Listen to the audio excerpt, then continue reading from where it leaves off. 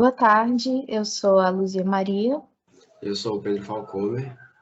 Nós somos alunos de Engenharia Automotiva e hoje a gente vai apresentar um trabalho sobre a análise de convergência P e H, baseado na disciplina de análise estrutural, método dos elementos finitos, ministrada pela professora Mauro Milfonte. Nesse trabalho, a peça analisada será um cubo de roda de um carro de Fórmula SAI, construído em alumínio 7075, que sofreu deformação plástica após seu uso em uma temporada. O cubo é responsável por permitir a rotação da roda em torno do seu eixo sem que ela se desprenda do veículo. E no caso do objeto analisado, que é um cubo traseiro do veículo AF19 da Power Racing, ele também é responsável pela transmissão de movimento e torque do motor às rodas traseiras, que no caso são as rodas de tração do veículo. Essa aqui é a geometria do nosso cubo. Aqui nós temos os furos onde ficam os prisioneiros, que prendem o cubo à roda. Aqui na vista lateral, podemos ver os trilhos onde ficam os rolamentos, que permitem a rotação do cubo. Aqui na frente, os furos onde ficam os anéis elásticos que prendem o cubo no lugar. E aqui atrás, temos o encaixe onde fica a trizeta, que permite o cubo transmitir o movimento do motor para as rodas. Bom, Vale ressaltar. Pode falar. Pode falar. Vale ressaltar também que a gente consegue observar que o nosso cubo ele é simétrico horizontalmente.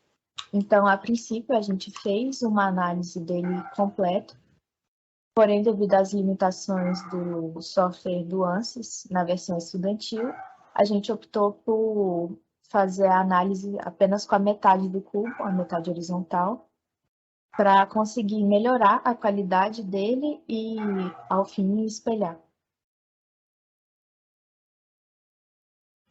Para começar a análise no APDR, importamos a geometria montada no CATIA V5 através do sistema de importação do software. Com a geometria importada, selecionamos o tipo de análise, no nosso caso estrutural, e escolhemos já o tipo de elemento que utilizaremos. Nesse primeiro exemplo, utilizamos o SOLID 285, pois esse tipo de elemento apresenta 4 nós, sendo considerado um elemento linear para a primeira etapa da análise.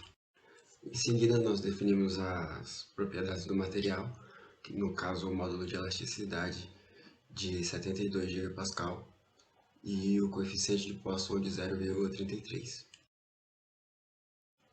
Definidas as propriedades de material e o tipo de elemento utilizado, passamos para a criação da malha. Utilizando a Meshing Tool e o Smart Meshing, foram definidos o parâmetro 7 de elemento, que é um elemento um pouco mais grosseiro, e selecionamos toda a geometria da peça. Tendo criado a malha, passamos para a aplicação das condições de contorno. Os engastes, nesse caso, são dados nas regiões de contato entre os rolamentos e o cubo em si. As regiões foram selecionadas e foram aplicados deslocamentos nulos em todos os graus de liberdade dessas áreas. As forças atuantes nessa cubo foram fornecidas pela própria equipe, sendo elas uma força de reação de apoio de 1.250 N e um momento de 1.076 Nm, que foi discretizado e aplicado em cada um dos furos dos prisioneiros, com o valor de 251.900 N, com as direções variando. Após a aplicação das forças e terminada a solução, a opção Plot Results e Deform Shape foi utilizada para termos uma ideia de como a peça se deformaria. Em seguida, no pós-processamento, a opção de Result Viewer mostra graficamente a informação desejada. No nosso caso, a informação que buscávamos era a tensão de von Mises. Após a visualização com o Result Viewer, determinamos que o ponto de interesse seria o furo do prisioneiro superior. E para obter os valores dos nós da peça, utilizamos o List Results com a Nodal Solution. E o parâmetro para essa solution foi também a tensão equivalente de von Mises. Para determinar qual nó seria avaliado dentro do furo superior do prisioneiro, utilizamos a ferramenta de aplicação de carga para encontrarmos a indicação de coordenada do ponto do nó, e assim podemos encontrar a tensão equivalente de von Mises atuante nesse nó. Encontradas as tensões de von Mises para os nós de interesse, essa rotina foi então realizada novamente para os parâmetros de malha 6 e 5 com o elemento linear e também repetida com os parâmetros de malha 7, 6 e 5 com o elemento sólido 187, que é um elemento quadrático que possui 10 nós por elemento. Relembrando que para cada realização de uma rotina, com a mudança de elemento ou com a mudança de malha, todas as aplicações de forças e condições de Plutônio teriam que ser reaplicadas.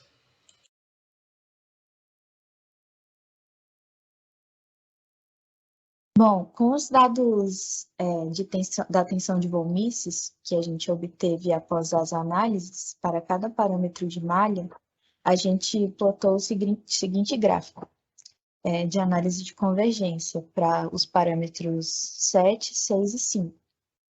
O elemento quadrático, a gente pode observar que ele converge, porém o elemento linear, que seria esse azul, ele não conseguiu alcançar a convergência. Para a análise com base em simetria, a parte da estrutura cortada pelo plano deve apresentar as condições de contorno. Nesse caso, o engaste e os pontos de aplicação de forças cortados pela simetria devem ter a força de aplicação dividida pela metade.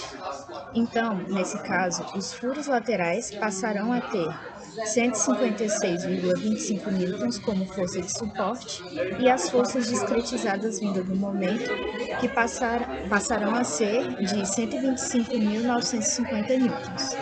As forças aplicadas no furo superior não foram alteradas, pois ele não é cortado pelo plano de simetria. Após a determinação das novas forças, os mesmos procedimentos realizados anteriormente na peça inteira foram aplicados para a realização da simulação.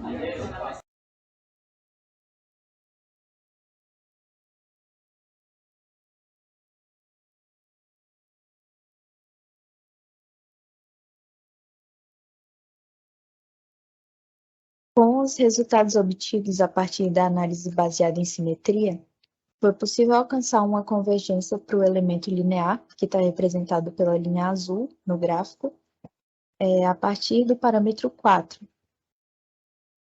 o parâmetro de malha 4. Sendo que, no final da análise do parâmetro 3, houve uma divergência nos valores entre o elemento linear e o quadrático, que ela representa 3,7%. Valores obtidos na análise de convergência, a gente tem uma confiança de que as tensões presentes no interior do furo analisado, que seria o furo superior, são de 0,76 ou próximo disso, megapascal. E o que é bem longe da tensão de escoamento do material, que é de 72 gigapascal, ou 7,2 vezes 10 a décima pascal. Com essa análise, a gente pode concluir que a tensão de funcionamento do motor nesse regime permanente com essas forças aplicadas não são suficientes para causar deformação plástica na peça. Então, provavelmente, no que nos leva a crer é que o escoamento foi devido à fadiga do material, pois, como sabemos, o alumínio não tem um limite de resistência à fadiga e essa análise de fadiga vai ser realizada e postada em breve.